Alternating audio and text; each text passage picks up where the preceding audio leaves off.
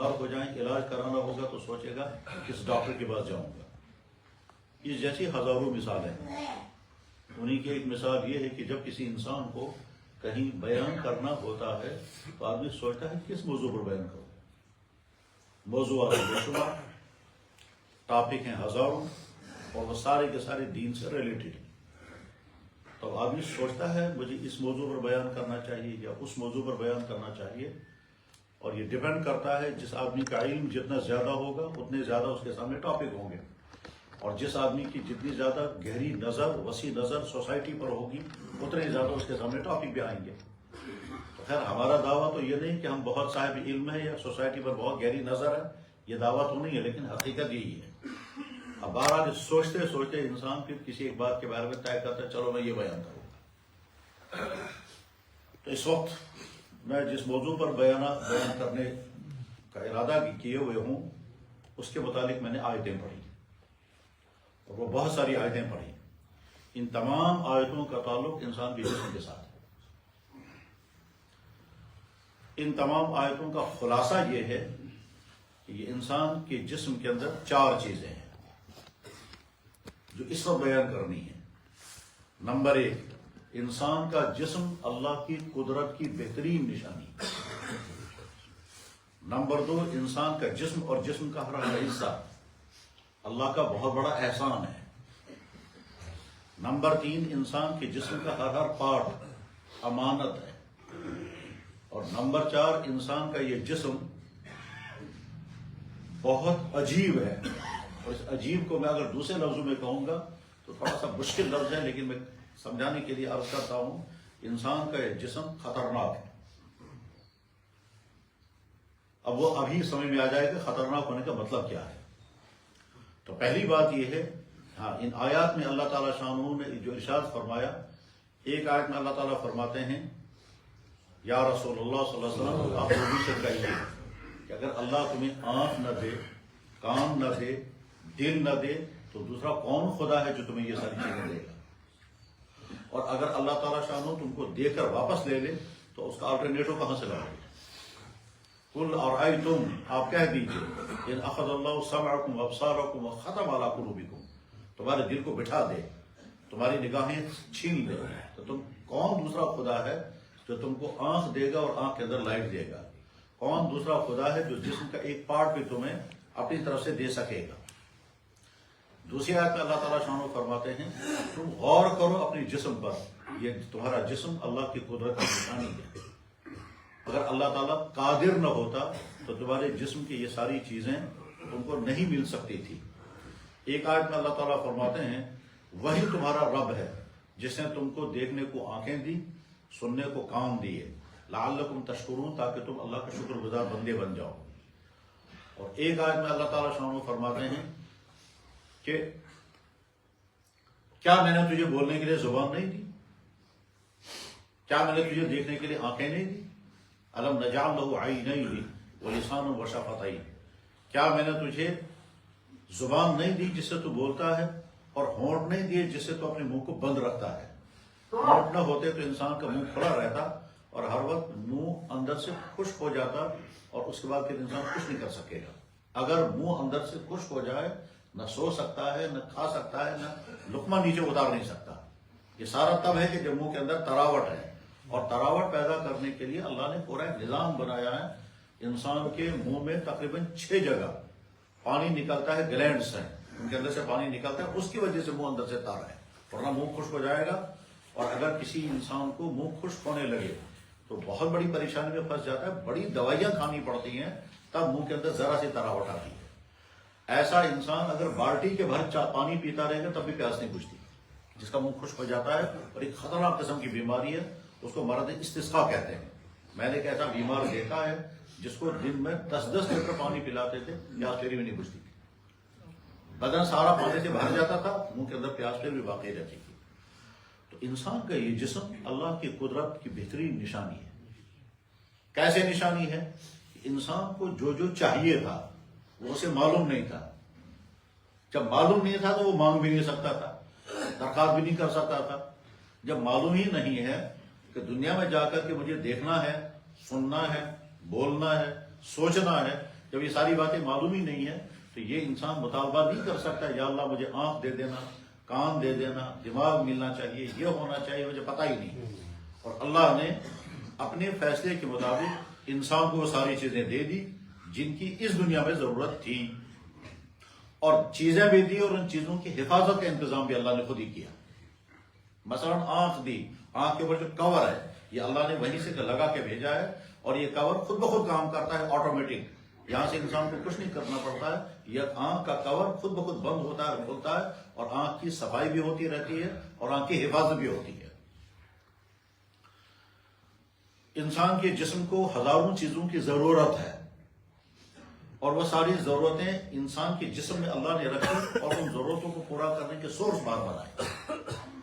مثلا آج سائنسی زمانے میں اچھی طرح سے بتایا جاتا ہے کہ انسان کی باڈی کو پروٹین بھی چاہیے، کیلشیم چاہیے، پوٹاشیم چاہیے، آئرن چاہیے، زنک چاہیے، اور پتہ نہیں کیا کیا چاہیے جو سائنس میں پڑھایا جاتا ہے، اور وہ ساری چیزیں اللہ نے چیزوں میں رکھی ہیں۔ جب ہم کوئی چیز کھاتے ہیں تو گویا ہم صرف مزے کے لیے نہیں کھاتے ہیں، بلکہ اس کے ذریعے سے ہم کو وٹامن بھی ملتے ہیں، اس کی کچھ چیزوں سے ہم کو کیلشیم مل رہا ہے، کچھ چیزوں سے پروٹین مل رہا ہے، کچھ چیزوں سے آئرن مل رہا ہے۔ باڈی کو جن جن چیزوں کی ضرورت ہے تو ضرورت بھی اللہ نے رکھی، اور وہاں سے ان ضرورت کو پورا کرنے کا سورس پہ رکھا۔ انسان، اللہ تعالیٰ فرماتے ہیں وفی انفسکم افلا تبصرون، تمہارے جسم میں میری قدرت کی نشانیاں موجود ہیں۔ ایک جگہ فرماتے ہیں میں اپنی قدرت کی نشانیاں تم کو کائنات میں بھی دکھاؤں گا، تمہارے جسم میں بھی، سنریم آیاتنا فی الآفاق وفی انفسہم۔ اس کی وضاحت کے لیے میں ایک حدیث سناتا ہوں، مشہور حدیث ہے، بلکہ اکثر حضرات عمل بھی کرتے ہوں گے۔ جناب رسول اللہ صلی اللہ علیہ وسلم جب پیشاب مبارک کی ضرورت پورا کر کے واپس آتے تھے اور پڑھتے تھے غفرانک۔ یہ حدیث کی تمام کتابوں میں موجود ہے۔ جب پیشاب مبارک کی ضرورت پوری کر کے باہر آتے تھے تو آپ پڑھتے تھے غفرانک۔ یہ ہر حدیث کتاب میں ہے۔ اس کا ترجمہ ہے یا اللہ مجھے معاف کر دے۔ تو ایک دم سوال پیدا ہوتا ہے کہ پیشاب کی ضرورت پوری کی گئی، اس میں معافی مانگنے کا کیا سوال ہے، اور کس چیز کی معافی مانگی جا رہی ہے؟ اور اگر اس میں گناہ ہوتا ہوگا تو ہم سے ہوگا، اللہ کے نبی تو گناہوں سے معصوم ہے، تو آپ نے یہ غفرانک کیوں پڑھا؟ جہاں یہ حدیث ہوتی ہے وہاں کی لمبی تشریحات ہوتی ہیں، اور بڑے بڑے محدثین اس کے عجیب عجیب نقطے بیان کرتے ہیں۔ تو ان سے ایک نقطہ یہ ہے، اب اس کو سمجھنا ہے۔ اللہ کے نبی علیہ السلام ایک تصور دے رہے ہیں، کیا کہ دیکھو پیشاب کے ذریعے سے تم نے بہت ساری خدا کی نعمتوں کو استعمال کر لیا، پیشاب کرنے کے ذریعے سے تم نے بہت ساری نعمتوں کو استعمال کر لیا، ان نعمتوں کو سمجھو۔ نمبر ایک، پیشاب آ جائے یہ بھی ایک مہربانی ہے، اور پیشاب تب آئے گا جب سارا یورینری ٹریک کام کر رہا ہوگا، گردے کام کر رہے ہوں گے، مثانے کام کر رہے ہوں گے، پراسٹیٹ کام کر رہا ہوگا، تب پیشاب آئے گا۔ تو گویا تمہارا سارا سسٹم کام کر رہا ہے تبھی پیشاب آ گیا۔ تو پیشاب آنا اللہ کا ایک احسان ہے، اور اگر نہیں تو اندر سڑ جائے گا، انفیکشن ہو جائے گا، علاج نہیں ہو سکے گا۔ اگر ان میں سے ایک چیز بھی متاثر ہو گئی، چنانچہ جن کی کڈنیاں فیل ہو جاتی ہیں ان کو ڈائلیسس کرنی پڑتی ہے۔ اللہ کی بنائی ہوئی کڈنی ساری زندگی کام کرتی ہے، کچھ نہیں کرنا، اور جب یہ کڈنی فیل ہو جاتی ہے تو 4 گھنٹے کی ڈائلیسس کے بعد 4 یا 5 دن کو نکلتے ہیں، پھر دوبارہ ڈائلیسس کرنی پڑتی ہے۔ تو گویا طرح پیشاب کا بننا بھی ایک اللہ کی مہربانی ہے۔ ٹھیک ہے، پیشاب تیار ہو گیا، بن گیا، اب کنٹرول میں رہا۔ اگر ان کنٹرول ہو جائے گا تب تم کیا کرو گے؟ پھر تم کہیں جانے کے قابل نہیں رہو گے، ہر وقت قطرے گرتے رہیں گے۔ تو پیشاب کا کنٹرول میں رہنا یہ بھی ایک مہربانی ہے۔ اس پیشاب کو کنٹرول میں رکھنے کے لیے اللہ نے تم کو فزیکلی کچھ کرنے کو نہیں کہا، اندر سے ایک سسٹم خود بخود کام کر رہا ہے، پیشاب رکا ہوا ہے، اور وہ ہمارے ارادے پر کام کرتا ہے۔ ایک ایسا ریموٹ کنٹرول ہے، ایک اور ریموٹ سسٹم ہے کہ ہم نے ارادہ کیا پیشاب مجھے روک کر کے رکھنا، پیشاب روکا رہے گا۔ بلکہ بعض دفعہ جوان آدمی 5 7 گھنٹے تک پیشاب روک کر رکھتا ہے۔ جناب رسول اللہ صلی اللہ علیہ وسلم نے جس دن مکہ مکرمہ فتح کیا تھا، اس دن آپ نے اس کے اگلے دن فجر کی نماز کے بعد وضو کیا، عشاء کی نماز اسی وضو سے پڑھی ہے۔ یہ ترمذی میں حدیث موجود ہے۔ تو گویا انسان پیشاب کو روک کر رکھتا ہے۔ یہ روک کر رکھنا یہ اللہ کی قدرت ہے جو بندے کو عطا کی گئی ہے۔ اس کے بعد جب انسان پیشاب کرنے کے لیے بیٹھے گا تو کرنا کچھ نہیں ہے، نہ کوئی ڈھکن کھولنا ہے، نہ کوئی گانٹھ کھولنی ہے، نہ کوئی نلکا گھمانا ہے، صرف جگہ پر بیٹھنا اور ارادہ کرنا ہے، اور جو ہی انسان نے ارادہ کیا تو سارا ٹریک جو ہے وہ حرکت میں آ جاتا ہے، مثانہ سکڑنے لگتا ہے، پائپ کھل جاتا ہے، وہ جو ڈھکن تھا وہ لوز ہو جاتا ہے اور پیشاب آنا شروع ہو جاتا ہے۔ اس کے بعد پیشاب آ گیا باہر، پیشاب کے ساتھ کچھ اور بھی آ سکتا تھا، جیسا کہ مرد کے پرائیویٹ پارٹ سے اس کے علاوہ بھی کئی قسم کے لکوڈ نکلتے ہیں، ان میں سے ایک لکوڈ سیمن ہے، مگر پیشاب کے وقت صرف پیشاب باہر آئے گا اور کوئی باہر نہیں آئے گا۔ بیماری ہوگی تو الگ بات ہے، لیکن پیشاب ہی باہر آتا ہے۔ اس کے بعد یہ سارا پیشاب باہر آ گیا، باہر آنے کے بعد پھر اطمینان ہو جاتا ہے کہ پیشاب کر لیا میں نے، دل میں سکون آ جاتا ہے کہ ہاں میں نے پیشاب کر لیا۔ یہ اطمینان آنا یہ تب تک سمجھ میں نہیں آئے گا جب تک خدا نخواستہ اس کا اپوزٹ آ جائے۔ کیا ہے وہ؟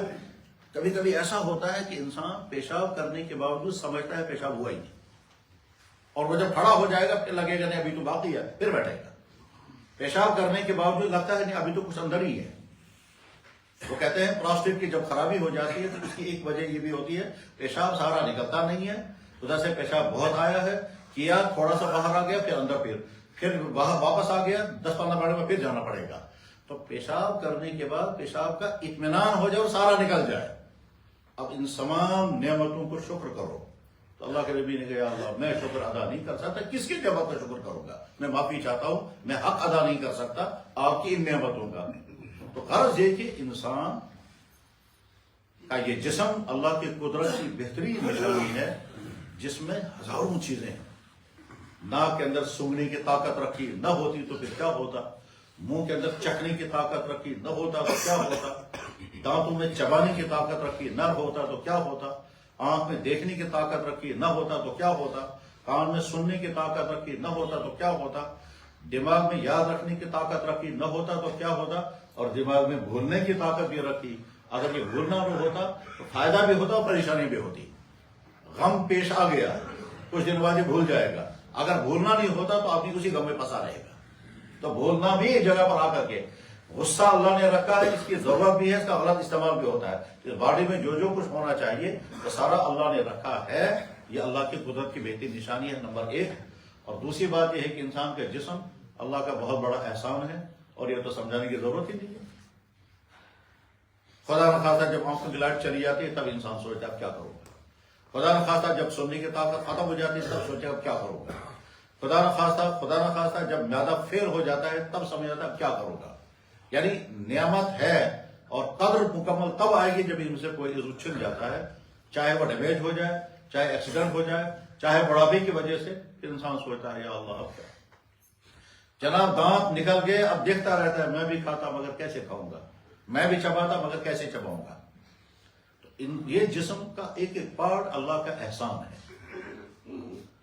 اور تیسری چیز، جسم کا ہر حصہ اللہ کی امانت ہے، خود کا بنایا ہوا نہیں ہے۔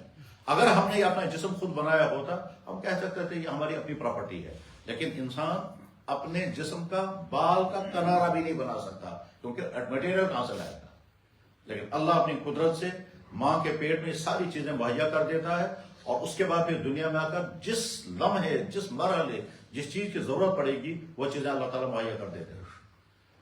ماں کے پیٹ سے آیا دانت نہیں تھے، 6-7 مہینے گزر گئے دانت آنے شروع ہو گئے، اور بڑا ہو جائے گا اس کا دماغ کام کرنے لگے گا، اور بڑا ہو جائے گا، بالغ ہونے کے قریب ہوگا تو اب اس کو باڈی کے اندر وہ ساری چیزیں پیدا ہو جائیں گی جن کی اب ضرورت ہوگی۔ یعنی ہر مرحلے پر جن چیزوں کی انسان کو ضرورت پیش آتی رہے گی اللہ تعالیٰ وہ چیزیں اس کو مہیا کرتے رہیں گے۔ ایک وقت تھا چہرے پر کوئی بال نہیں تھے، اب ایک وقت آیا کہ چہرے پر بال آ گئے۔ ایک وقت تھا وہ نہیں جانتا تھا مرد کیا ہوتا ہے، عورت کیا ہوتی ہے، اس کے اندر سیکچول ہارمون تھے ہی نہیں، اور اب جب اس سٹیج پر پہنچ گیا 8-10 سال کی عمر کا، 10-12 سال کی عمر کا، تو اب اس کے بعد آگے چل کر مرد بننے لگے گا، عورت بننے لگے گی۔ مرد کے اندر میلان پیدا ہونے لگے گا، عورت کے اندر میلان پیدا ہونے لگے گا۔ یہ اللہ نے ایک نظام کے تحت رکھا ہے، یہ کوئی جرم یا کوئی خرابی نہیں ہے بلکہ یہ تو احسان ہے۔ آگے چل کے اس کا غلط استعمال جو ہے وہ ہے، لیکن یہ جو رکھا ہے اللہ نے، بھوک رکھی، پیاس رکھی، جنسی پیاس رکھی، یہ ساری چیزیں اللہ کا پیدا ہوا کہ نظام کا حصہ ہے۔ اس کا غلط استعمال جو ہے وہ ہے جرم۔ تو اسی لیے جب ہمارے ہاں سوال آتا ہے وہ بہت مشکل سوال ہے کہ کڈنی ڈونیشن جائز ہے نہیں، ٹھیک، لیور پلانٹ کر سکتے ہیں یا نہیں، آنکھ کا ڈونیشن جائز ہے یا نہیں، تو اس میں ایک جواب یہ آتا ہے کہ صاحب یہ تو امانت ہے ہمارے پاس، ہم اس کی پرچیزنگ کیسے کر سکتے ہیں، ہم اس کو بیچ کیسے سکتے ہیں، پھر تو انسان کا جسم بکاؤ مال بن جائے گا۔ لیکن خیر یہ تو الگ مسئلہ ہے کہ انسان اپنے جسم کے کسی حصے کو بیچ سکتا ہے یا نہیں، اپنے جسم کے کسی حصے کو دوسرے کو دے سکتا ہے یا نہیں، ڈونیشن کرنے کی اجازت ہے یا نہیں، یہ الگ مسئلہ ہے۔ لیکن وہاں سوال اسی لیے پیدا ہوتا ہے کہ ہم اس کے مالک نہیں ہیں، یہ ہمارے پاس امانت ہے اور یہ اللہ کی دی ہوئی امانت ہے، اس کو ہم صرف استعمال کریں گے، استعمال کرنے کے ہم ذمہ دار ہیں، اس کے بعد اس کے بیچنے کے ذمہ دار نہیں، خرید و فروخت کرنے کے ذمہ دار نہیں، چھیننے کے ذمہ دار امانت ہے۔ انسان کا جسم اللہ کی قدرت کی بہترین نشانی، انسان کا جسم اللہ کا بہت بڑا احسان، انسان کا جسم کا ہر پارٹ اللہ کی امانت، اور چوتھی چیز یہ ہے کہ انسان کا جسم، جس کو میں نے لفظ استعمال کیا تھا خطرناک، خطرناک کا لفظ سمجھانے کے لیے استعمال کیا، ورنہ خطرناک لفظ کہنا ٹھیک نہیں ہے، وہ دراصل یہ ہے کہ انسان کا جسم انسان کے سارے کاموں کو ریکارڈ کر رہا ہے، انسان جو کچھ کرے گا انسان کا جو ریکارڈ کر رہا ہے، اور اس بات کو اللہ تعالیٰ نے قرآن میں 3 جگہ بیان کیا۔ ایک جگہ اللہ تعالیٰ فرماتے ہیں سورہ یاسین شریف میں تمہارے زبانوں پر مہر لگا دوں گا، اور تمہارے ہاتھ کلام کریں گے، اور تمہارے پاؤں گواہی دیں گے تم کہاں کہاں کے لیے چلے ہو۔ اليوم نختم على افواههم وتكلمنا ايديهم وتشهد ارجلهم بما، تمہارے پاؤں گواہی دیں گے۔ دوسری جگہ اللہ تعالیٰ شان فرماتے ہیں سورہ نور میں، وہ دن یاد رکھنا جس دن تمہاری زبان تمہارے خلاف گواہی دے گی، تمہارے پاؤں تمہارے خلاف گواہی دیں گے۔ اور سورہ زمر میں اللہ تعالیٰ فرماتے ہیں کہ تمہاری کھال بھی گواہی دے گی۔ شہیدت علیہم السمعہم وابصارہم وجلودہم، تمہارے کان گواہی دیں گے، تمہاری نگاہیں گواہی دیں گے، تمہاری کھال گواہی دے گی۔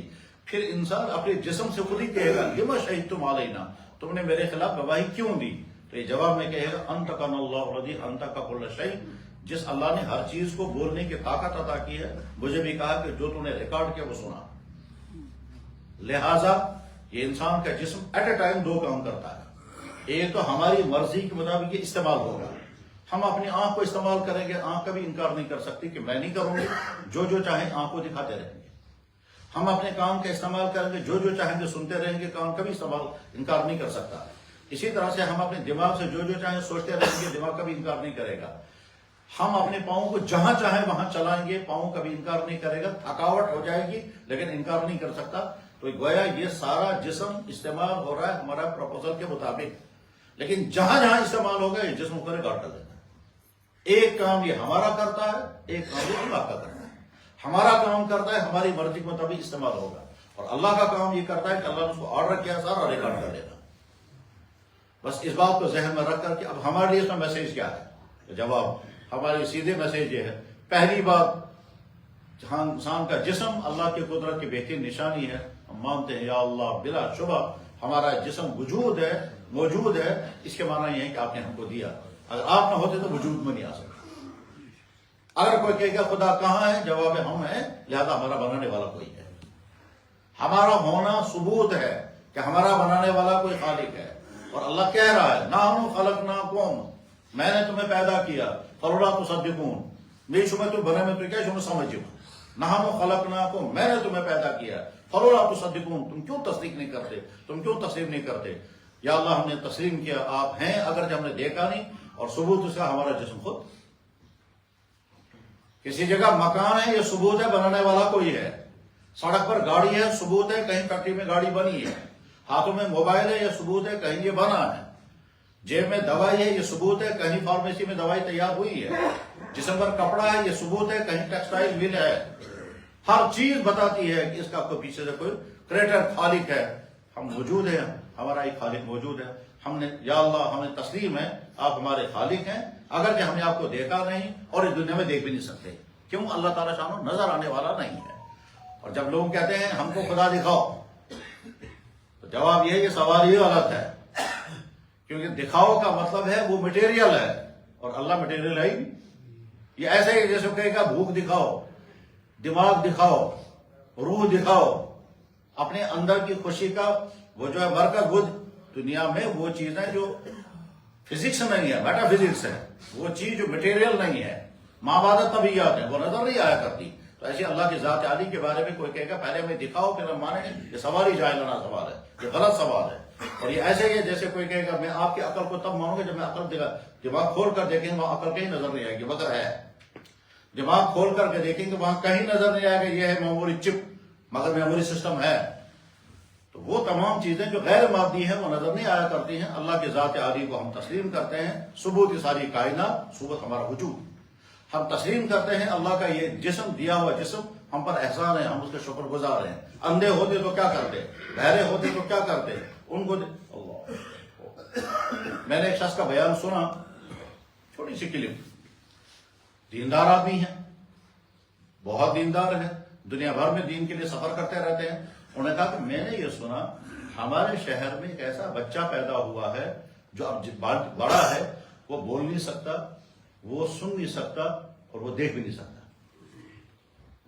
بات بھی نہیں کر سکتا ہے، گونگا ہے، دیکھ بھی نہیں سکتا ہے کیونکہ نابینا ہے، اور سن بھی نہیں سکتا کیونکہ، اور وہ گونگا بھی ہے، بہرا بھی ہے، اندھا بھی ہے۔ کہتے ہیں میں نے سوچا کہ اس سے ملوں گا، تو معلوم کرتے کرتے پہنچا اس گھر میں۔ ان گھر والوں سے میں نے کہا تمہارے گھر میں ایسا کوئی آدمی ہے؟ انہوں نے کہا ایسا ایک آدمی ہے، اور اب اس کے شاید 15-20 سال کے قریب اس کی عمر ہے۔ اس نے کہا اس سے بات اگر تم کرنا تو کیسے کرتے ہو، تو کیا میں اس سے مل سکتا ہوں؟ انہوں نے کہا ہاں۔ اب لایا اس کو پکڑ کر کے، سامنے بیٹھا، وہ دیکھ بھی نہیں پاتا، سن نہیں پاتا، بول نہیں پاتا۔ اس نے ان سے کہا اس سے بات کیسے کرتے ہیں آپ لوگ؟ تو انہوں نے کہا کہ ہاں اس کے ہاتھ پر ہم کچھ اشارے کرتے ہیں، اس سے یہ سمجھ جاتا ہے۔ وہ ایک بریل سسٹم ہے، وہ سمجھانا بہت مشکل ہے کہ بریل سسٹم کیا ہے، جس کے ذریعے سے اندھوں کو بھی پڑھایا جاتا ہے، جس کے ذریعے سے نابیناؤں کو پڑھایا جاتا ہے، اور ہم نے دیکھا بھی ہے وہ سسٹم، بلکہ ابھی کشمیر میں مدرسہ بھی قائم ہوا جس میں اندھوں کو پڑھاتے ہیں۔ میں نے مدینہ شریف میں بریل سسٹم والوں کے لیے پوری بخاری شریف دیکھی، قرآن شریف بھی دیکھا، وہاں چھپا ہوا قرآن شریف ہے، وہ ہاتھ چلاتے ہیں ایسے اور پڑھتے ہیں، اور ہم کو کچھ نظر نہیں آئے کہ اس میں صرف نقطے نظر آتے ہیں یا کانٹے جیسے نظر آتے ہیں، بس وہی ہے، وہ انگلی چلائیں گے تو پڑھتے رہیں گے۔ تو بریل سسٹم ایک سسٹم ہے، اس کے ذریعے سے نابینا لوگ بھی پڑھتے ہیں، اور حدیث کتابیں بھی آ گئی ہیں، جیسا کہ میں نے بتایا بخاری شریف میں نے مدینہ شریف مسجد نبوی کے اندر رکھی ہوئی دیکھی۔ خیر ایک نابینا کو میں نے تلاوت کرتے ہوئے بھی دیکھا، وہ ہاتھ ایسے چلا رہا تھا اور تلاوت کر رہا تھا۔ اس نے ان سے کہا کہ اس آدمی سے بات کیسے کرتے؟ اس نے کہا ہاتھ سے اشارے کیے۔ کیا لگا میری طرف سے اس سے سوال کرواؤ۔ انہوں نے پوچھا کیا؟ اس سے یہ پوچھو کیا تمہیں خدا سے گلا ہے؟ اس نے تم کو نہ زبان دی، نہ کان دیے، اور نہ آنکھیں دی۔ انہوں نے ہاتھ پر ایسے اشارے کیے، تو تھوڑی دیر کے بعد اس نے وہاں سے ہاتھ اشارے کیے کہ مجھے خدا سے کوئی گلا نہیں۔ پھر انہوں نے پوچھا اچھا آپ کی چاہت کیا ہے؟ تو ہاتھ اشارے کرنے کے بعد چاہت کیا ہے؟ اور تھوڑی دیر اس کے بعد اس نے پھر وہاں سے جواب میں کہا میری چاہت یہ ہے کہ دنیا میں تمہیں دیکھ نہیں سکا، اب بتا مرنے کے بعد میرا اللہ مجھے جب آنکھ دے گا تو سب سے پہلے اللہ کو دیکھوں گا۔ جی ایمان افروز بات ہے۔ پھر اسے پوچھا اچھا تمہاری اور کیا چاہت ہے؟ کیا لگا دوسری چاہت میری ہے کہ جب میں بولنے لگوں گا تو میں سب سے پہلے اللہ کو کہوں گا، پر کیا کہوں گا؟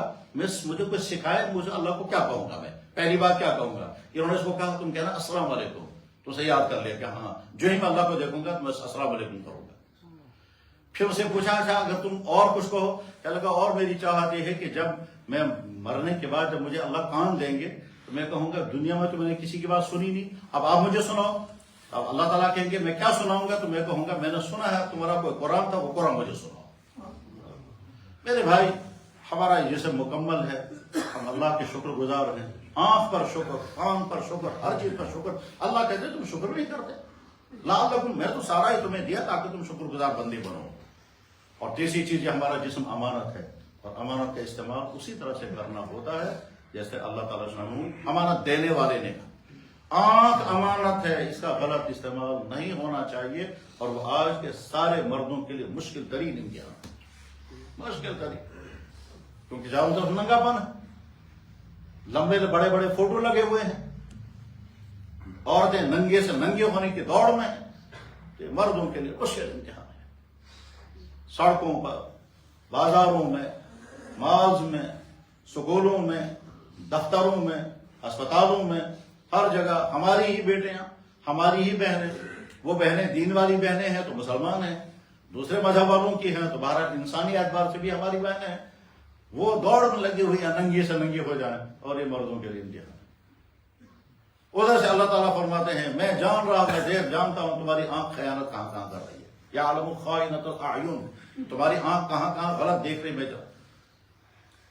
تو یہ مشکل امتحان ہے، لیکن جہاں بچنا مشکل ہو وہاں تو ہو سکتا ہے تھوڑی سی چھوٹ ملے، لیکن جہاں بچنا مشکل نہ ہو ہم ڈیلیبریٹلی جان بوجھ کر مثلا رات بھر ہم موبائل کھولیں گے اور نہ جانے کیا کیا دیکھیں گے. آنکھ کا گویا غلط استعمال ہم خود کرتے ہیں اور ملتا اس میں کچھ نہیں، چاہے گھنٹوں گھنٹوں تک دیکھتے رہیں. جو بھی گندی چیزیں ہوں، جو بھی ایسی نامناسب باتیں جن کو اللہ پسند نہیں کر رہے ہیں، اللہ نے منع کیا، چاہے وہ کسی بھی شیپ میں ہو، ان کو دیکھ گویا آنکھ کا غلط استعمال ہے. اگر ہم میوزک سنتے رہیں گے اس کا تب کان کا غلط استعمال ہے. اگر ہم بد کلامیاں کریں گے، گالیاں دیں گے، گانے گائیں گے تو زبان کا غلط استعمال ہے. اگر ہم نے اپنے سیکچول پاور کا غلط استعمال کیا تو یہ خانہ خیانت ہے. اگر ہم نے اپنے ہاتھ کا غلط استعمال کیا، چاہے کسی پر ظلم کیا، چاہے غلط سائن کیا، چاہے غلط پیسہ پکڑا، تو یہ ہاتھ کا غلط استعمال ہے. یہ باڈی اللہ کی دی ہوئی امانت ہے. اس امانت کا استعمال ویسے ہی کرنا ہے جیسے دینے والے نے حکم دیا، اس سے ہٹ کر کے کریں گے تو خیانت ہوگی. اور اللہ تعالیٰ شان خائنین کو، خیانت کرنے والوں کو کبھی برداشت نہیں کرتے. اور ساتھ میں یہ بھی ہے کہ چونکہ یہ سارا یہ جسم ریکارڈ کر رہا ہے، اس لیے ہم بچ نہیں سکتے. ہم ایک طرف سے جب کوئی کام کریں گے، اگر وہ خیر کا کام ہے تو جسم ریکارڈ کر رہا ہے، اور خدا نہ خواستہ اگر غلط کام ہے تو یہی جسم ریکارڈ کرے گا اور قیامت کے دن یہی جسم گواہی دے گا. اب اللہ بچائے، فرض کرتے ہیں ایک مرد کسی نامحرم عورت کے سے ملاقات کے لیے چلا تو یہ پاؤں استعمال ہو گئے، یہی پاؤں گواہی دیں گے. اس سے ملے، ہینڈ شیک کیا تو یہی ہاتھ گواہی دے گا. اس پر پیسے خرچ کیے تو یہی ہاتھ گواہی دے گا. اس کے بعد جو کچھ ہوا یہ جسم گواہی دے گا. اس کی باتیں سنی، اس کو دیکھا، اس کو چھوا، اس کو کھلایا، اس سے پیسے لیے، اس کو گفٹ دیے، جو کچھ کیا ہوگا، جو ہوا ہوگا، یہی ہمارا جسم گواہی دے گا. ہم اپنے آفس میں بیٹھے ہیں، وہاں جو کچھ کریں گے، ٹھیک ہے دوسرے انسانوں کو پتہ چلے یا نہ چلے، یا دوسرے انسان ہمارے خلاف ایکشن لیں یا نہ لیں، لیکن اللہ بھی دیکھ رہے ہیں اور ہمارا جسم سارا ریکارڈ کر رہا ہے اور اس سے ہم چھپ نہیں سکتے. اللہ تعالیٰ فرماتے ہیں تم اپنے جسم سے چھپ نہیں سکو گے، کرو گے اسی سے. یہی تو ہے جسے ہم یہ کرنا ہے. تو جس چیز سے ہم یہ سارے کام کر رہے ہیں، اچھے یا برے، وہی سارا ریکارڈ کر رہا ہے اور وہی قیامت کے دن بولے گا. وما کنتم تستطيعون ان يشهد لكم سمعكم ولا ابصاركم ولا جلودكم. تم اپنے جسم کے کسی پارٹ کو، تم اپنے جسم کے کسی پارٹ سے چھپ نہیں سکو گے، تمہارے ساتھ ساتھ ہے. اور اس کے لیے اندھیرا اور روشنی کوئی چیز نہیں. رات کے اندھیرے میں اگر تم نے کچھ کیا تو اس کو بھی یہ جسم ریکارڈ کر رہا ہے. اسی لیے ہمارے یہاں بتایا جاتا ہے کہ انسان کے اعمال کی ریکارڈنگ 4 جگہ چل رہی ہے. پہلے زمانے میں یہ سمجھنا تھوڑا سا مشکل تھا، تھوڑا سا ہی، زیادہ تو نہیں، تھوڑا سا. لیکن آج کے زمانے میں کوئی مشکل نہیں ہے. جب ہم موبائل سے بات کرتے ہیں تو میری بات اس بھائی تک جا رہی ہے، اس بھائی کی بات مجھ تک آ رہی ہے، لیکن نہ جانے کہاں کہاں ریکارڈنگ ہو رہی ہے.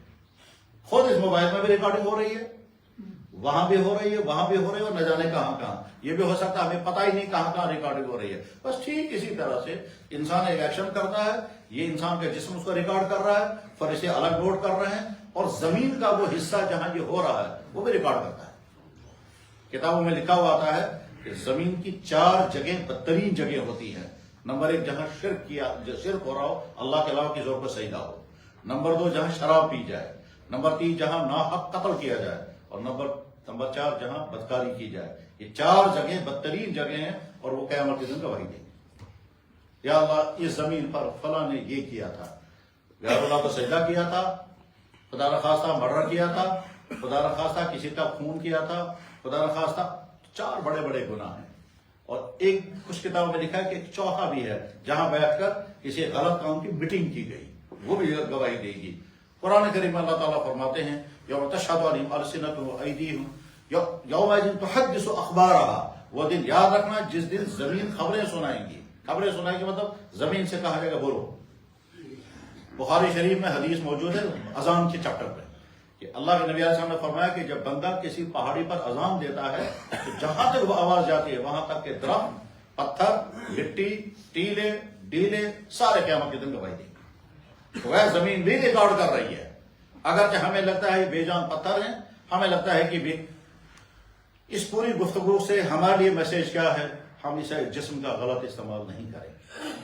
ہمارے لیے میسج کیا ہے کہ جہاں جی چاہ رہا ہو یہ گناہ کریں، وہاں ہم اپنے آپ کو سمجھائیں کہ بھائی صاحب اگر تم نے یہ گناہ کیا، وقتی طور پر مزہ تو آئے گا، چاہے وہ پیسہ لینے اور دینے کا گناہ ہو، چاہے وہ کوئی اور گناہ ہو، چاہے وہ اپنے بھائی کو تکلیف دینے کا گناہ ہو، چاہے اپنے بھائی کی پراپرٹی کھانے کا گناہ ہو، چاہے اپنے گھر کے اندر ہو، چاہے دکان پر ہو، چاہے ڈیوٹی پر ہو، جہاں بھی ہو، جو تم جرم کرو گے اپنے آپ کو کہنا ہے کہ ٹھیک ہے یہ کرو گے تم، وقتی طور پر مزہ بھی آئے گا، وقتی طور پر فائدہ بھی ہوگا، لیکن قیامت کے دن یہ جسم بھی گواہی دے گا، فرشتوں کی دستاویز الگ تیار ہو رہی ہوگی، یہ زمین جہاں پر بیٹھ کر میں یہ کر رہا ہوں یہ بھی گواہی دے گا، اور اللہ کی نگرانی تو الگ چل رہی ہے۔ اس میں تو اللہ تعالیٰ فرماتے ہیں تم انسانوں سے چھپ سکتے ہو، مجھ سے نہیں چھپ سکتے، استغفر من اللہ فلا استغفر من اللہ، تم انسانوں سے چھپ سکتے ہو، مجھ سے نہیں چھپ سکتے، میں تو تمہارے دل کے اندر کے حالات سے بھی واقف ہوں، بلکہ تمہیں اپنے دل کا خیال کا بعد میں پتہ چلے گا، مجھے پہلے ہی معلوم ہوتا ہے، للہ ما فی السماوات ما فی الارض وان تبدوا ما فی انفسکم وتخفوہ یحاسبکم بہ اللہ، اللہ کے حساب میں۔ بس یہ گفتگو ختم ہو گئی، بس میں نے خلاصہ کیا ان آیات کی روشنی میں۔ نمبر 1 ہمارا جسم اللہ کی قدرت کی بہترین نشانی ہے، نمبر 2 ہمارا جسم اللہ کا احسان ہے، نمبر 3 یہ ہمارا جسم اللہ کی امانت ہے، اور نمبر 4 یہ ہمارا جسم بہترین ریکارڈر ہے، اور اس میں کوئی کمی ذاتی اس میں ایسا نہیں ہو سکتا فیوز ہو گیا سارا ریکارڈ ہو رہا ہے۔ اب اس چاروں باتوں کو ذہن میں رکھ کر ہم کو خود دیکھنا ہے ہمارے لیے اس میں میسیج کیا ہے۔ دوسری بات میں 10 منٹ پہ عرض کرتا ہوں، بخاری شریف کی کتاب الایمان کی پہلی حدیث ہے۔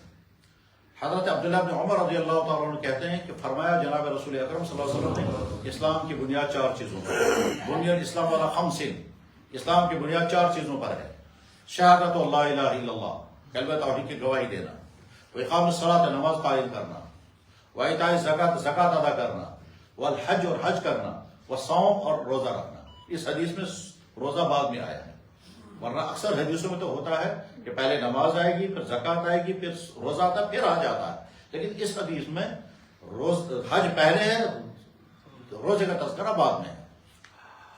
تو 4 چیزیں اللہ کے فضل سے جہاں جتنے بھائی موجود ہیں یہ نمازی ہیں، بے نمازی ہوتے تو یہاں نہیں ہوتے۔ انسانوں ایمان والوں کی ایک قسم وہ ہے جو مکمل بے نمازی ہے، اس کو تو اللہ رحم کرے، اس کو اللہ ہدایت کرے، اس کو نمازی بنائے۔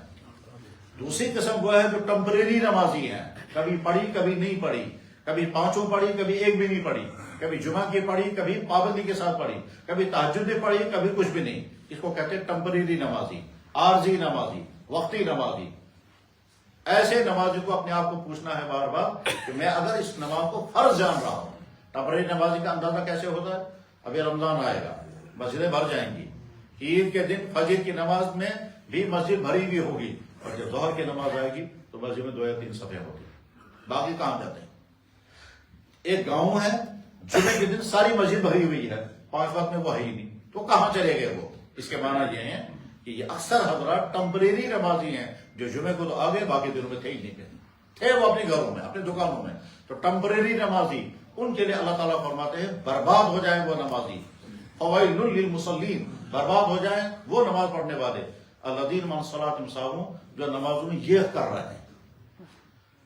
تیسرا نمازی وہ ہے جو پختہ نمازی ہے، اللہ کرے ہم سب پختہ نمازی بنیں۔ ان پختہ نمازیوں کو ایک چیز اور سمجھنی ہے کہ ایسا نہ ہو کہ ہم پختہ نمازی تو ہیں مگر ہماری نماز ہے ہی نہیں ویسی جو اللہ کو پسند آ جائے۔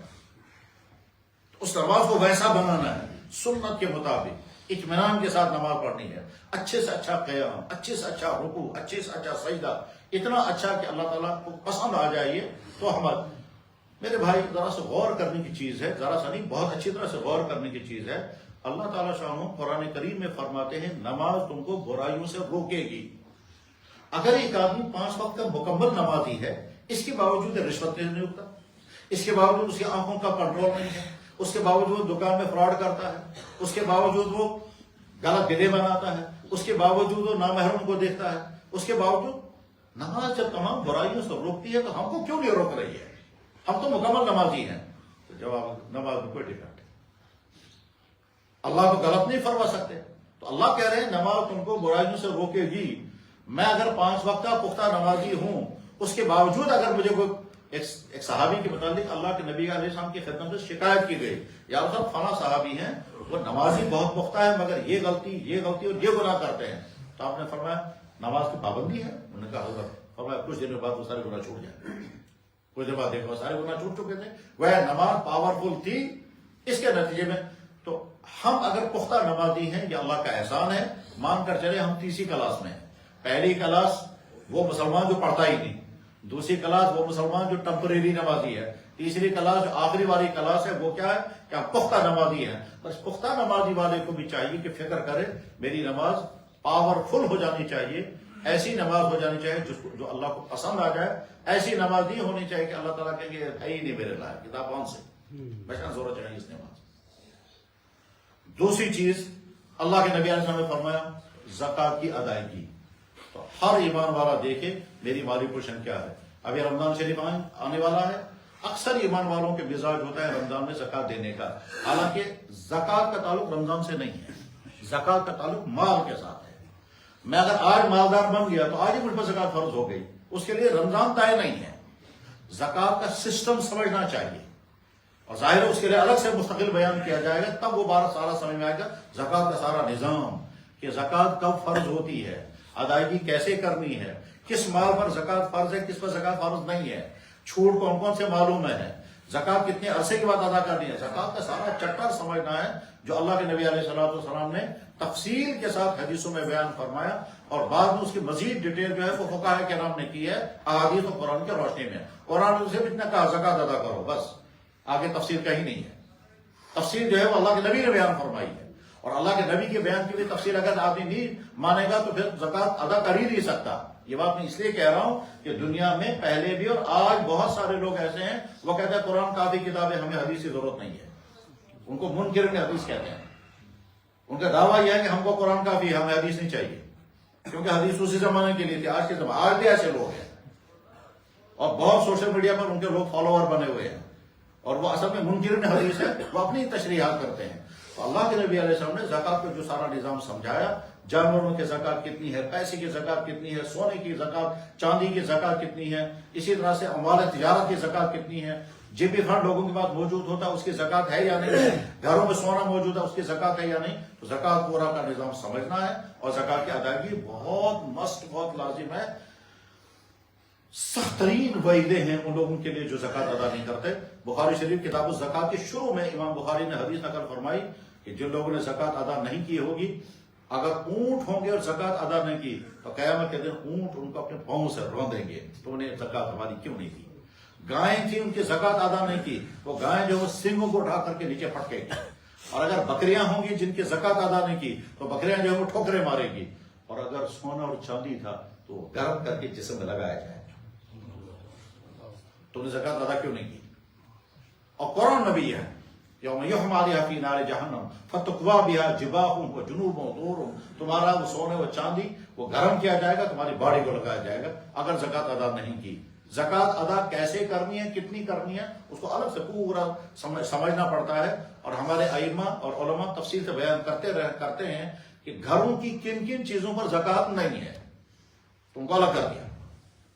مثلا ہمارے گھروں میں جتنی فیسلٹیز کی چیزیں آ جائیں کسی پر زکوٰۃ نہیں۔ آپ کے پاس گاڑی ہے، قالین ہے، بسترے ہیں، تمام شاسن کوشن، اسی طرح سے فریج ہیں، واشنگ مشینیں ہیں، سکوٹر ہیں، سکوٹی ہے، یہ تمام آپ کے پاس مہنگے موبائل ہیں، 1-1 لاکھ روپے کے موبائل، ان پر کوئی زکوٰۃ نہیں۔ یہ آپ کی پرسنل چیزیں ہیں، ان پر کوئی زکوٰۃ نہیں۔ آپ کے پاس بہت بڑا مکان ہے کروڑوں روپے کا، بہترین قالین ہے، شاندار پینلنگیں ہیں، اور نہ جانے کیا کیا چیزیں ہیں، فین ہیں، اے سی ہیں، ان پر کوئی زکوٰۃ نہیں ہے، یہ آپ کی استعمال کی چیزیں ہیں۔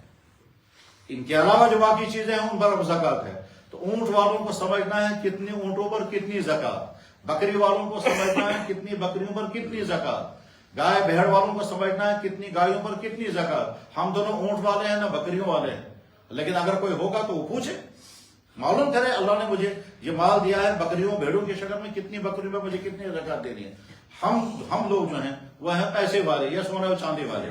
پھر عورتوں کے پاس بہت زیورات ہوتے ہیں، زکوٰۃ ادا نہیں کرتی عام طور پر۔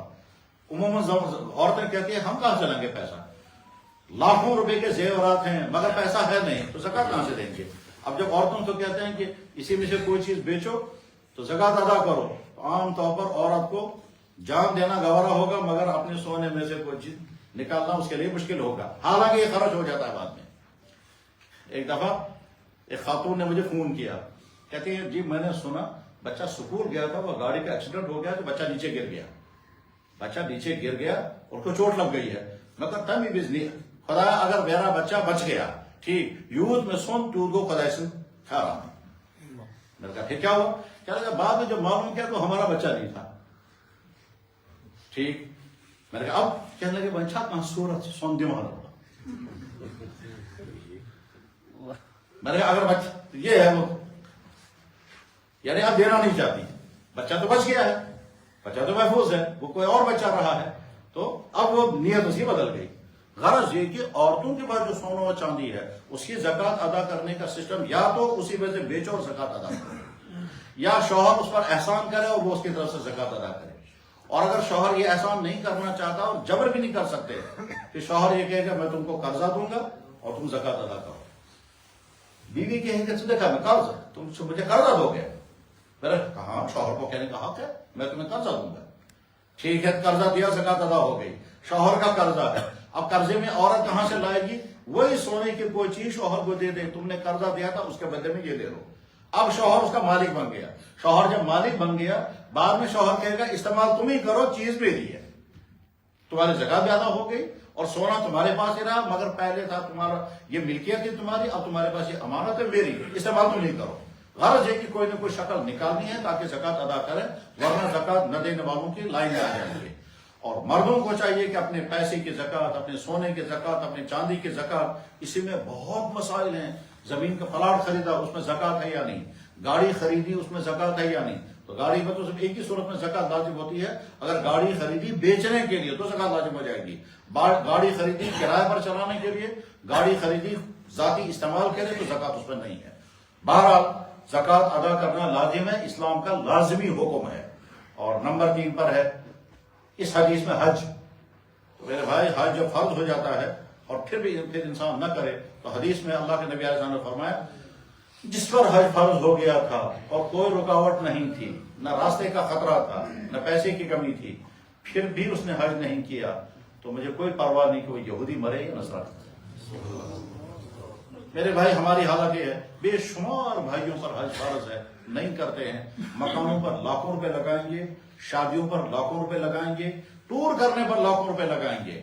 ابھی پچھلے سال ایک صاحب ریٹائر ہو گئے بڑے عہدے سے، ٹھیک، بیوی کے ساتھ پلان بنا ہے سوئٹزرلینڈ جانے کا جس میں 15-20 لاکھ روپے خرچ کرنے ہیں، حج کے لیے تیار نہیں۔ حج افسر مجھے فون پر بتا رہے تھے، کہنے لگا جناب 5000 سیٹیں موجود ہیں، درخواستیں ہی نہیں ہے۔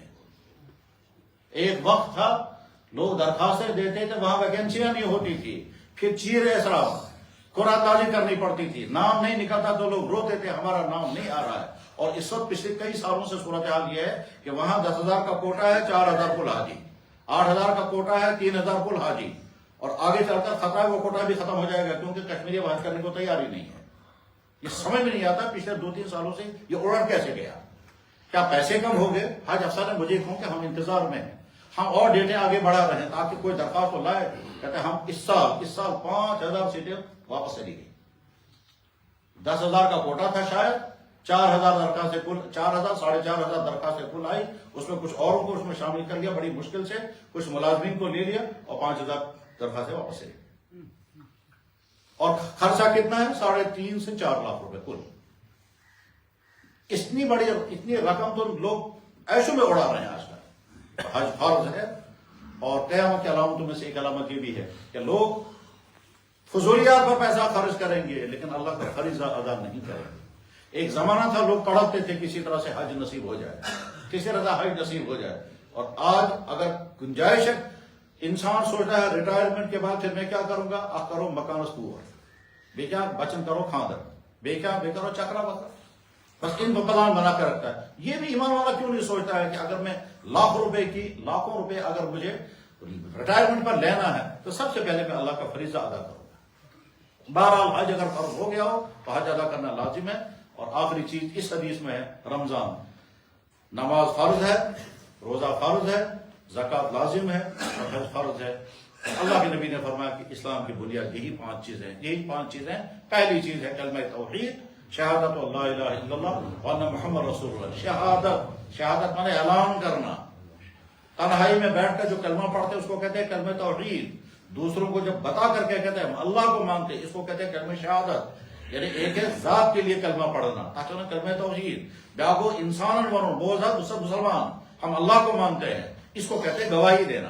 کلمہ توحید الگ ہے، کلمہ شہادت الگ ہے. لیکن الگ ہونے کا مطلب یہ نہیں کہ ورڈ الگ ہو گئے، بلکہ توحید کا تعلق انسان کے اپنی ذات کے ساتھ ہے، شہادت کا مطلب دوسرے کے ساتھ ہے. مثلا فرض کیجیے غیر مسلم مل گیا، آپ کیا کرتے ہیں؟ جی میں فلاں چیز کرتا ہوں. آپ کا مذہب کیا ہے؟ وہ بتائے گا اپنا مذہب. ہم کہیں گے ہمارا دین یہ ہے، ہم اللہ کو ایک اللہ مانتے ہیں وحدہ لا شریک، اور ہم جناب رسول اللہ کو نبی مانتے ہیں. اور اس ماننے کو ہم کہتے ہیں کلمہ شہادت. پھر کلمہ شہادت پڑھ کر سنانا ہوتا ہے، اس کو کہتے ہیں کلمہ شہادت. دوسروں کے سامنے ڈکلیئر کرنا ہم کلمہ توحید کے قائل ہیں، اس کو کہتے ہیں کلمہ شہادت. تو شہادت اللہ الہ الا اللہ، اقام الصلاۃ و ایتاء الزکوٰۃ و صوم رمضان والحج. کچھ حدیثوں میں حج پہلے، اکثر حدیثوں میں تو حج آخر میں آتا ہے، کیونکہ زندگی میں حج ایک ہی مرتبہ فرض ہے. نماز روزانہ فرض، رمضان سال میں 1 مرتبہ، زکوٰۃ سال میں 1 مرتبہ. ہاں زکوٰۃ کا مسئلہ بیچ میں پھر سمجھا دیتا ہوں تھوڑا سا. سارے مسئلے تو نہیں سمجھا سکتے، اس کی ضرورت پڑے گی آپ کو. مثلا فرض کرتے ہیں ایک اسٹوڈنٹ، ایک طالب علم، یہ سکول کا ہے، کالج کا ہے یا مدرسے کا ہے. اس کے پاس پیسہ کتنا ہے؟ تو بہت کم. کہاں سے پیسہ آتا ہے؟ اس کے ماں باپ سے دیتے ہیں، جیب کا خرچ چل رہا ہے. جو ہی اس نے سکولنگ ختم کی تو جاب مل گیا. جاب ملنے کے بعد اسے فرض کیجیے اس نے پہلی مرتبہ تنخواہ پکڑی، فرض کرتے ہیں 50,000. اب ہم دیکھیں گے کہ 50,000 کی رقم اتنی ہے جس پر زکوٰۃ لازم ہوتی ہے. ہم نے جب حساب کر کے دیکھا تو 50,000 کی رقم پر زکوٰۃ لازم نہیں ہوتی. اب یہ لڑکا پوچھتا ہے جی آج میں نے پہلی مرتبہ 50,000 روپیہ پکڑا، مجھے زکوٰۃ دینی ہے؟ جواب ہے کہ نہیں دینی نہیں ہے. یہ پوچھا کہ کیوں نہیں دینی ہے؟ اس لیے کہ ابھی آپ کی رقم اتنی نہیں بنی ہے جس پر زکوٰۃ لازم ہو جائے گی. یہ پوچھتا ہے کہ کتنی رقم ہونی چاہیے؟ تو ہم بتائیں گے اللہ کے نبی علیہ السلام نے جو چاندی کا نصاب بنایا تھا وہ بنایا تھا 200 درہم. تو 200 درہم کی ہم قیمت آج معلوم کریں گے، اس پر زکوٰۃ لازم ہوگی. وہ جب ہم نے قیمت معلوم کی، فرض کیجیے وہ بن گیا 1.5 لاکھ روپیہ. تو ہم کہیں گے ابھی آپ کے پاس 50,000 روپیہ آیا، آپ پر زکوٰۃ نہیں فرض ہے. اگلے مہینے پھر اسے 50,000 کی تنخواہ لے لی، ٹھیک ہے، لیکن پچھلے مہینے کی کچھ تنخواہ خرچ ہو گئی ہے، وہ 20,000 باقی بچ گئے. اگلے مہینے میں سے 50,000 تنخواہ لے لی تو 70,000 ہو گئے، ابھی زکوٰۃ فرض نہیں ہوئی.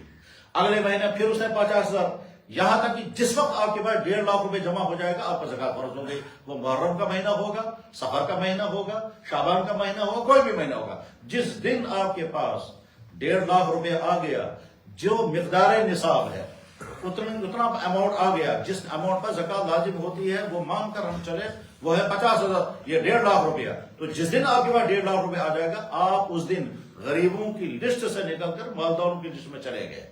آپ آج تک لینے والے تھے، اب آپ دینے والے بن گئے. اب آپ کو یہ ڈیٹ ہمیشہ کے لیے یاد رکھنا ہے. آج 5 محرم کو میں اتنے پیسے کا مالک بن گیا جتنے پیسے پر زکوٰۃ لازم ہوتی ہے. عورت کا، لڑکی کا بھی نکاح ہی نہیں ہوا، وہ بیچاری خالی ہاتھ ہے.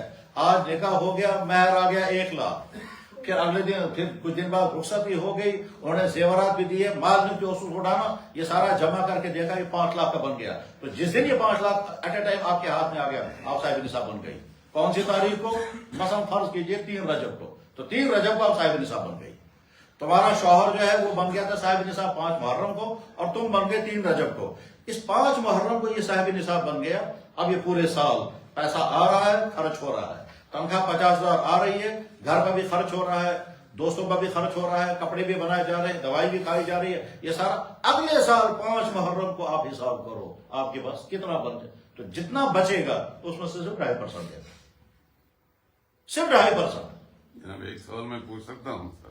ابھی تو غرض ہے کہ اس طرح سے زکوٰۃ کے حساب کو سمجھنا، زکوٰۃ کے حساب کو سمجھنا ہے اور ادا کرنا ہے. جب اللہ نے دینے والا بنایا تو شوق سے جب دیں گے. اچھا بخاری شریف میں حدیث ہے، حج کے بارے میں ایک حدیث ہے کہ حج کرنے کی بنیاد پر آدمی کو غربت نہیں آئے گی. بیمار آپ ہو گئے، خرچہ ہو گیا، ڈاؤن ہو گئی پوزیشن، مکان بنایا پوزیشن ڈاؤن ہو گئی، حج پر خرچ ہو گیا، اگلا سال مکمل ہونے سے پہلے پہلے یہ پیسہ واپس آ جائے گا.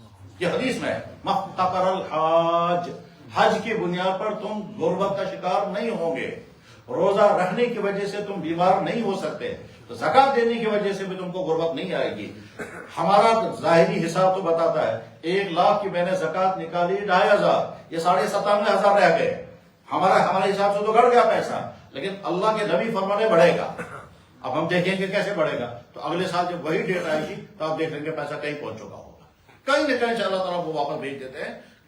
قرآن میں اللہ تعالیٰ فرماتے ہیں وما انفق فهو يخلفه، جو کچھ تم اللہ کے راستے میں خرچ کرو گے وہ خرچ ہونے والا کہتا ہے یا اللہ اس نے مجھے نکال دیا، میں فنا ہونے سے پہلے چاہتا ہوں اس کے اکاؤنٹ پہ آپ پیسہ ڈال دیں. یعنی اس کے وما انفقتم فهو يخلفه، جو تم اللہ کے راستے میں خرچ کرو گے وہ اپنے باپ کسی کو خلیفہ بنا دیتا ہے، یعنی واپس دلوا دیتا ہے. تو بہرحال زکات کی ادائیگی کا اہتمام کرنا ہے. یہ اس لیے میں نے عرض کیا کہ رمضان آ رہا ہے، رمضان کے روزے شوق کے ساتھ رکھیں گے، زکات کی ادائیگی کریں گے. حج فرض ہو گیا، آج سے ارادہ کر کے رکھیں حج ادا کریں گے. نماز ہم الحمدللہ پڑھ ہی رہے ہیں، البتہ نماز میں خوشو پیدا کرنے کی کوشش کریں گے. اور پہلی بات میں نے عرض کی تھی ہمارا یہ جسم اللہ کی امانت ہے، اس امانت کا غلط استعمال نہیں ہونا چاہیے، نہ اپنے گھر میں، نہ اپنے آفس میں، نہ اپنی ڈیوٹی پر، نہ اپنی دکان پر، نہ اپنے دفتر میں. ہر ایک کے لیے حکم ہے جناب. یہ مولانا صاحب کے لیے بھی ہے، امام صاحب کے لیے بھی ہے، پیر صاحب کے لیے بھی ہے، یتیم خانے کے چیئرمین صاحب کے لیے بھی ہے، مسجد کے چیئرمین کے لیے بھی ہے، دفتر کے افسر کے لیے بھی ہے، ملازم کے لیے بھی ہے، چپراسی کے لیے بھی ہے، جج صاحب کے لیے بھی ہے، وکیل صاحب کے لیے بھی، ڈاکٹر صاحب کے لیے بھی ہے. ہر ایک کے لیے قانون اللہ کا یہی ہے کہ تمہارا یہ جسم امانت ہے، اس کا غلط استعمال نہیں کرنا. اللہ تعالیٰ سمجھنے کی توفیق عطا فرمائے. جناب فرض محل بچت تجارت کون سے پڑھ رہے ہیں؟ ہاں میں 10 لچھ رۄپیہِ موٗجوٗد جناب مگر 8 لچھ چھِ مارکیٹس منٛز